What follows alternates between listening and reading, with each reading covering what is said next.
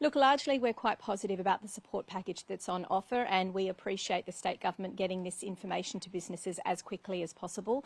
We understand that lockdowns can be triggered at a moment's notice, and we need to be taking the health advice as to when they occur. But business support packages need to be announced as soon as possible so businesses can plan. And in this instance, we're pleased that the New South Wales government has given consideration in a tiered approach for the support that's on offer to small businesses. So will it be enough to keep operations in business? It's pretty much a case-by-case basis, and as you can well imagine, a sector-by-sector basis as well. We're pleased that it's being rolled out across the regional New South Wales as well as the cities. That's definitely a positive, but it depends on the business. For some businesses, the support packages on offer will barely even cover their energy bills, whereas for others it will help keep them afloat.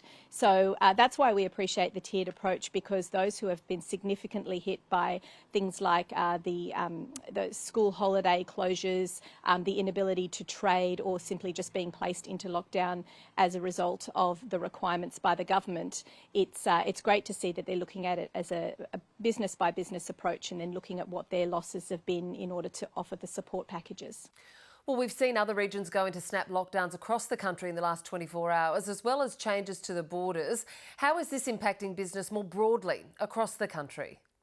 We're still experiencing a lot of confusion in the small business community. What our members at COSBOA are telling us is that they're unsure what to expect in terms of support, but even in terms of lockdown. When will a lockdown happen? What is considered an eligible business to receive support? There's a lot of confusion around there. What is an essential business? From one state to the next, it varies. And that's why we've been calling for a national standardised approach here at COSBOA since March 2020. We'd like to see all of the state premiers sit down and work out what is an eligible business, under what circumstances do they receive support, and when can that support be delivered. So have you had any feedback if those state leaders are getting closer to a standard approach?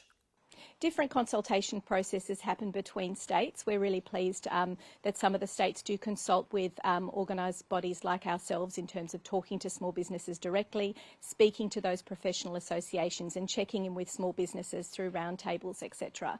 And we're pleased to see that approach happens. But again, a standardised approach to the way that they consult and get feedback from small business is really important. And let's remember as well, this isn't the last lockdown. We need to learn from each of these and find out what works and what doesn't work in terms of small business support, and use it for the next lockdown, which is most likely impending. So how much confusion has there been around the closures? What have your members been telling you?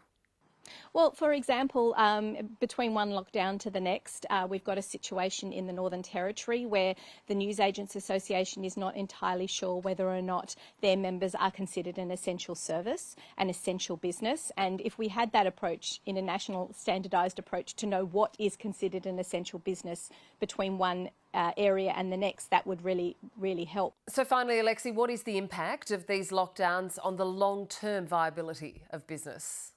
Oh, it's going to be massive. Every time there's a lockdown, we hear of swathes of businesses really looking at their bottom line and saying to themselves, is this really worth it? Do I continue as a small business owner? How many more of these lockdowns can I put up with? And I think what we're talking about here from the small business perspective is the knock-on effects of rent continuing, of energy bills continuing, of of wages and maintaining that relationship that you have with your staff. So it's a compounding effect of multiple lockdowns that not only affects small businesses' bottom line, but small businesses as people.